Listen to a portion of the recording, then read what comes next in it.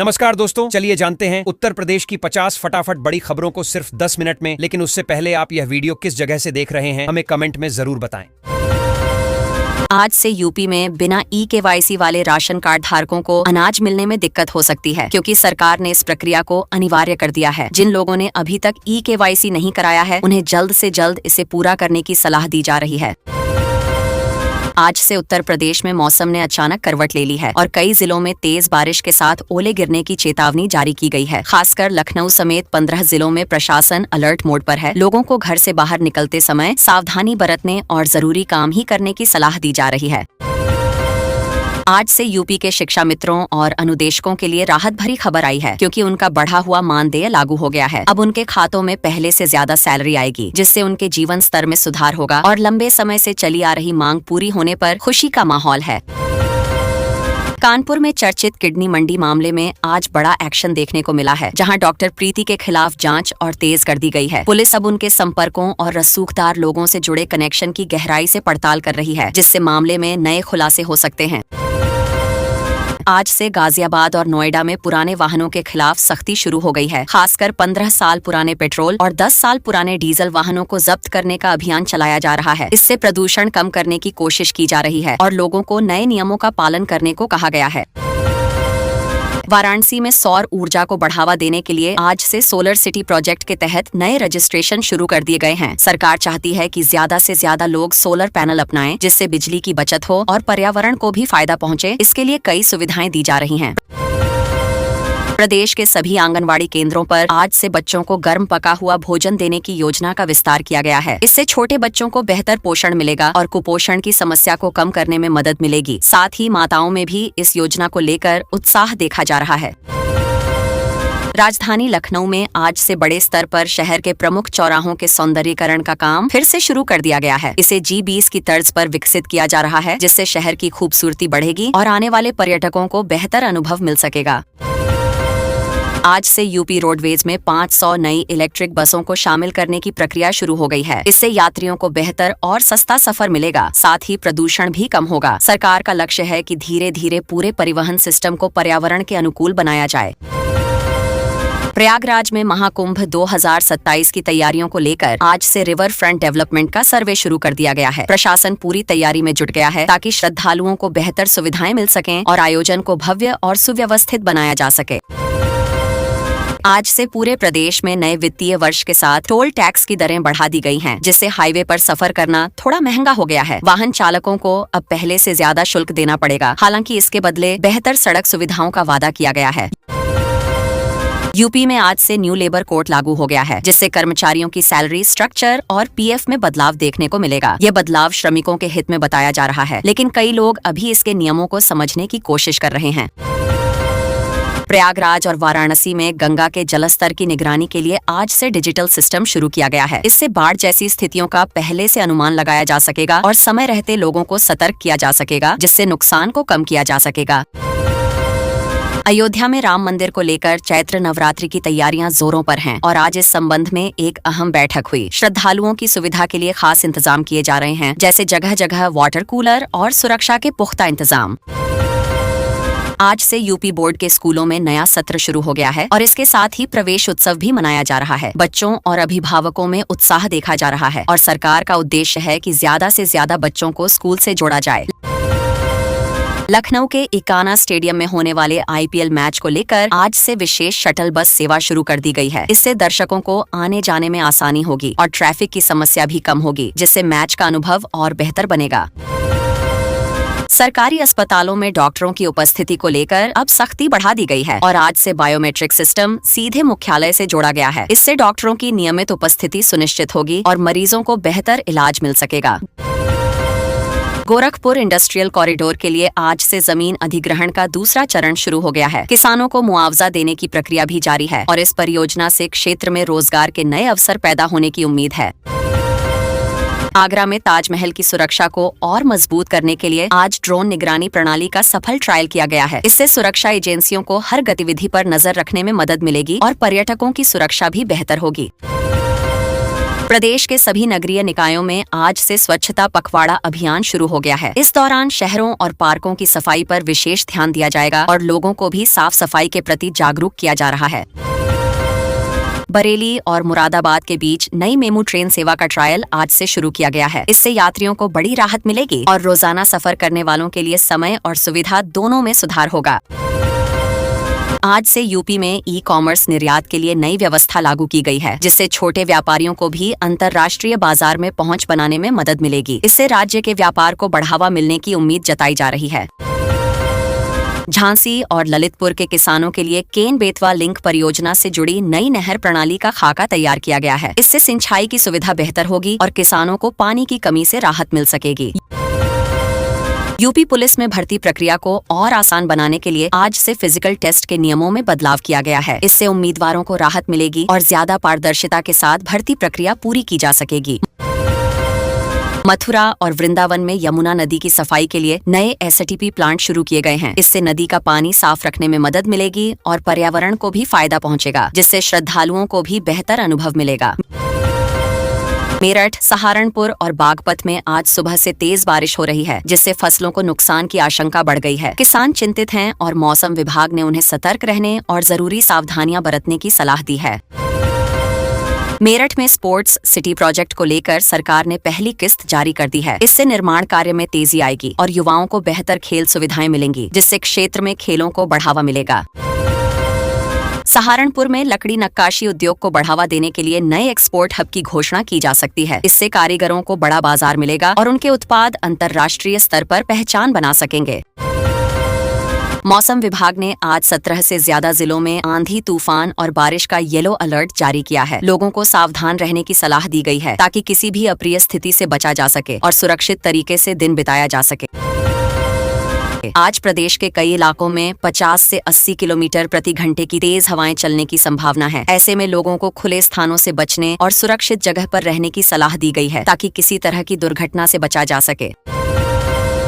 पश्चिमी विक्षोभ के कारण लखनऊ, नोएडा और गाजियाबाद समेत कई शहरों के तापमान में गिरावट दर्ज की गई है। इससे लोगों को गर्मी से थोड़ी राहत मिली है और मौसम सुहावना हो गया है, जिससे दिन का माहौल थोड़ा आरामदायक महसूस हो रहा है। सरकार ने इस बार गेहूं खरीद का बड़ा लक्ष्य तय किया है और सभी जिलों में अधिकारियों को जिम्मेदारी दी गई है। इससे किसानों को उनकी फसल का सही मूल्य मिल सकेगा और खरीद प्रक्रिया में किसी तरह की परेशानी नहीं होगी। मंडियों में किसानों को भुगतान में देरी न हो, इसके लिए ई प्रणाली को और मजबूत किया गया है। अब पैसा सीधे बैंक खातों में जल्दी पहुंचेगा, जिससे किसानों को राहत मिलेगी और उन्हें बार बार चक्कर लगाने की जरूरत नहीं पड़ेगी। वाराणसी में बढ़ते पर्यटन को देखते हुए गंगा आरती के समय में बदलाव और नई गाइडलाइंस जारी की गई हैं। इससे पर्यटकों को बेहतर अनुभव मिलेगा और व्यवस्था भी सुचारू रूप से चल सकेगी, जिससे शहर की छवि और मजबूत होगी। अयोध्या में चैत्र नवरात्र को देखते हुए रामलला के दर्शन समय को बढ़ाने पर आज फैसला हो सकता है। इससे श्रद्धालुओं को ज्यादा समय मिलेगा और भीड़ को संभालना भी आसान होगा, जिससे सभी लोग आराम से दर्शन कर सकेंगे। लखनऊ मेट्रो के विस्तार के लिए चारबाग से वसंत कुंज तक जमीन अधिग्रहण प्रक्रिया को तेज करने के निर्देश दिए गए हैं। इससे आने वाले समय में शहर की यातायात व्यवस्था और बेहतर हो सकेगी और लोगों को सफर में आसानी होगी। नोएडा इंटरनेशनल एयरपोर्ट के रनवे के अंतिम परीक्षण की तारीखों की घोषणा आज हो सकती है। इससे इस बड़े प्रोजेक्ट के जल्द शुरू होने की उम्मीद बढ़ गई है और क्षेत्र के विकास को नई गति मिलने वाली है। प्रयागराज और आगरा में चल रहे स्मार्ट सिटी प्रोजेक्ट की प्रगति रिपोर्ट आज शासन को सौंपी जाएगी। इससे यह तय होगा कि काम कितनी तेजी से आगे बढ़ रहा है और किन क्षेत्रों में सुधार की जरूरत है। मौसम को देखते हुए बिजली विभाग को अलर्ट पर रखा गया है, ताकि आंधी बारिश के दौरान बिजली सप्लाई बाधित न हो। टीमों को तैयार रखा गया है ताकि किसी भी खराबी को तुरंत ठीक किया जा सके और लोगों को परेशानी न हो। यूपी बोर्ड की कॉपियों का मूल्यांकन अंतिम चरण में पहुंच चुका है और रिजल्ट की तैयारी के लिए आज बैठक होगी। छात्रों को उम्मीद है कि जल्द ही उनका परिणाम घोषित होगा, जिससे उनका आगे का रास्ता साफ हो सकेगा। इटावा में वन विभाग की जमीन पर बने अवैध निर्माण हटाने का अभियान आज से शुरू हो सकता है। प्रशासन का उद्देश्य है कि सरकारी जमीन को खाली कराया जाए और उसका सही उपयोग किया जा सके। कानपुर में रसोई गैस की कमी को देखते हुए प्रशासन ने एजेंसियों को अतिरिक्त स्टॉक जारी करने का आदेश दिया है। इससे लोगों को राहत मिलेगी और घरेलू जरूरतें बिना किसी परेशानी के पूरी हो सकेंगी। लखनऊ में नए IT पार्क के निर्माण के लिए चिन्हित भूमि पर आज सर्वे शुरू होगा। इससे आने वाले समय में रोजगार के नए अवसर बनेंगे और शहर IT सेक्टर में तेजी से आगे बढ़ सकेगा। स्वास्थ्य विभाग ने बदलते मौसम को देखते हुए अस्पतालों में OPD का समय बढ़ाने के निर्देश दिए हैं। इससे मरीजों को इलाज में आसानी होगी और भीड़ को बेहतर तरीके से संभाला जा सकेगा। वृंदावन में बांके बिहारी मंदिर कॉरिडोर को लेकर प्रशासन और व्यापारियों के बीच आज अहम बैठक होगी। इसमें सभी पक्षों की राय लेकर आगे की योजना बनाई जाएगी ताकि विकास और परंपरा दोनों का संतुलन बना रहे। पूर्वांचल और बुंदेलखंड एक्सप्रेसवे पर सुरक्षा बढ़ाने के लिए नई पेट्रोलिंग गाड़ियां तैनात की जा रही हैं। इससे यात्रियों को सुरक्षित सफर का अनुभव मिलेगा और दुर्घटनाओं पर जल्दी नियंत्रण पाया जा सकेगा। उच्च शिक्षण संस्थानों में आज से डिजिटल लाइब्रेरी को अनिवार्य कर दिया गया है। इससे छात्रों को पढ़ाई में सुविधा मिलेगी और वे ऑनलाइन संसाधनों का बेहतर उपयोग कर सकेंगे, जिससे शिक्षा का स्तर और मजबूत होगा। प्रदेश के प्रमुख शहरों में आज से सिंगल यूज प्लास्टिक के खिलाफ सख्त अभियान शुरू हो गया है। दुकानदारों और आम लोगों को जागरूक किया जा रहा है और नियम तोड़ने वालों पर कार्रवाई भी की जाएगी ताकि पर्यावरण को सुरक्षित रखा जा सके। आज लोक भवन में मुख्यमंत्री योगी आदित्यनाथ आंगनवाड़ी कार्यकर्ताओं और सहायिकाओं को नियुक्ति पत्र देने वाले हैं, जिससे हजारों परिवारों को सीधा फायदा मिलेगा। सरकार का मकसद है कि गांव स्तर पर बच्चों और महिलाओं की देखभाल बेहतर हो सके और रोजगार के नए अवसर भी तैयार हों। आज मुख्यमंत्री कक्षा 9 से 10 और उससे ऊपर के लगभग 28 लाख छात्र छात्राओं के खातों में 3,350 करोड़ रुपए की छात्रवृत्ति भेजेंगे। इससे गरीब परिवारों के बच्चों की पढ़ाई में आर्थिक बाधा कम होगी और डिजिटल ट्रांसफर से पारदर्शिता भी बनी रहेगी, जिससे समय पर पैसा मिल सकेगा। प्रदेश की आंगनवाड़ी कार्यकर्तियों को आज नए ग्रोथ मॉनिटरिंग डिवाइस जैसे इन्फेंटोमीटर और वेटिंग स्केल दिए जाएंगे। इससे बच्चों के स्वास्थ्य की निगरानी आसान होगी और कुपोषण को समय रहते पहचान कर रोकने में मदद मिलेगी, जिससे ग्रामीण क्षेत्रों में बच्चों की सेहत बेहतर होगी। सरकार आज आंगनवाड़ी केंद्रों के नए हाईटेक डिजाइन का भी विमोचन करेगी, जिसमें आधुनिक सुविधाएं शामिल होंगी। करीब 30 लाख रुपए की लागत से बनने वाले ये केंद्र बच्चों के लिए बेहतर वातावरण देंगे और महिलाओं को भी सुरक्षित व सुविधाजनक कार्यस्थल मिलेगा। प्रदेश सरकार ग्रामीण क्षेत्रों में खेल प्रतिभाओं को आगे बढ़ाने के लिए एक ब्लॉक एक खेल योजना के तहत बजट जारी करने जा रही है। इससे गांवों में खेल का माहौल बनेगा और युवाओं को अपनी प्रतिभा दिखाने का मौका मिलेगा, जिससे भविष्य में बड़े खिलाड़ी निकल सकेंगे। PM श्री योजना के तहत यूपी के चयनित स्कूलों को आधुनिक लैब और स्मार्ट क्लास से लैस करने का काम शुरू हो गया है। इससे सरकारी स्कूलों की गुणवत्ता बढ़ेगी और बच्चों को प्राइवेट स्कूल जैसा माहौल मिलेगा, जिससे उनकी पढ़ाई और भविष्य दोनों मजबूत होंगे। स्वच्छ भारत मिशन 2.0 के तहत गाजियाबाद और मेरठ नगर निगम को वेस्ट टू एनर्जी प्लांट लगाने के लिए अतिरिक्त फंड दिया गया है। इससे कचरे का बेहतर प्रबंधन होगा और उससे ऊर्जा भी बनेगी, जिससे शहर साफ सुथरे और पर्यावरण अनुकूल बन सकेंगे। मत्स्य पालन को बढ़ावा देने के लिए प्रदेश सरकार नई बीमा योजना के नियमों की घोषणा करने जा रही है। इससे मछली पालकों को नुकसान होने पर आर्थिक सुरक्षा मिलेगी और वे बिना डर के अपने काम को आगे बढ़ा सकेंगे, जिससे ग्रामीण अर्थव्यवस्था मजबूत होगी। डिजिटल पंचायत अभियान के तहत यूपी की ग्राम पंचायतों को पूरी तरह पेपरलेस बनाने के लिए नए सॉफ्टवेयर का डेमो आज दिया जाएगा। इससे कामकाज में पारदर्शिता बढ़ेगी और ग्रामीण स्तर पर सरकारी सेवाएं तेज और आसान तरीके से लोगों तक पहुंच सकेंगी। यूपी PCS 2024 का फाइनल रिजल्ट जारी हो गया है, जिससे हजारों अभ्यर्थियों का इंतजार खत्म हुआ। चयनित उम्मीदवार अब प्रशासनिक सेवाओं में अपनी जिम्मेदारी निभाएंगे और प्रदेश के विकास में योगदान देंगे, जिससे नई ऊर्जा और नए विचार प्रशासन में देखने को मिलेंगे। इस बार PCS टॉप 10 में 6 बेटियों ने जगह बनाकर इतिहास रच दिया है। ये दिखाता है कि लड़कियां अब हर क्षेत्र में आगे बढ़ रही हैं और परिवारों का भी समर्थन मिल रहा है, जिससे समाज में महिला सशक्तिकरण को और मजबूती मिल रही है। नेहा पांचाल ने यूपी PCS 2024 में टॉप कर पूरे प्रदेश का नाम रोशन किया है। उनकी मेहनत और लगन से युवाओं को प्रेरणा मिल रही है कि अगर सही दिशा में तैयारी की जाए तो कोई भी लक्ष्य हासिल किया जा सकता है, चाहे परिस्थितियां कैसी भी हों। मथुरा के बांके बिहारी मंदिर में दर्शन के समय में बदलाव किया गया है। अब सुबह 7 बजे से ही मंदिर के पट खुलेंगे। यह निर्णय श्रद्धालुओं की सुविधा को ध्यान में रखते हुए लिया गया है, ताकि भीड़ को बेहतर तरीके से संभाला जा सके। झांसी में बुंदेलखंड एक्सप्रेसवे पर नई पुलिस चौकियों के निर्माण के लिए भूमि पूजन किया गया है। इससे सुरक्षा व्यवस्था मजबूत होगी और यात्रियों को सुरक्षित सफर का अनुभव मिलेगा। प्रशासन इस परियोजना को जल्द पूरा करने की दिशा में काम कर रहा है। प्रयागराज में महाकुंभ 2027 की तैयारियों को लेकर हाई लेवल मीटिंग आयोजित की गई है। इसमें कई महत्वपूर्ण फैसले लिए जा रहे हैं। सरकार का लक्ष्य है कि आयोजन भव्य और व्यवस्थित तरीके से हो ताकि देश विदेश से आने वाले श्रद्धालुओं को बेहतर सुविधाएं मिल सकें। बरेली में प्रशासन ने अवैध अतिक्रमण के खिलाफ कार्रवाई करते हुए बुलडोजर चलाया है। सिविल लाइंस इलाके में कई अवैध निर्माण हटाए गए हैं। अधिकारियों का कहना है कि यह अभियान आगे भी जारी रहेगा ताकि शहर को व्यवस्थित बनाया जा सके। मुजफ्फरनगर में किसानों की समस्याओं को लेकर बड़ी पंचायत बुलाई गई है। किसान अपनी मांगों को लेकर एकजुट हुए हैं और सरकार से समाधान की उम्मीद कर रहे हैं। इस बैठक में कई अहम मुद्दों पर चर्चा होने की संभावना है।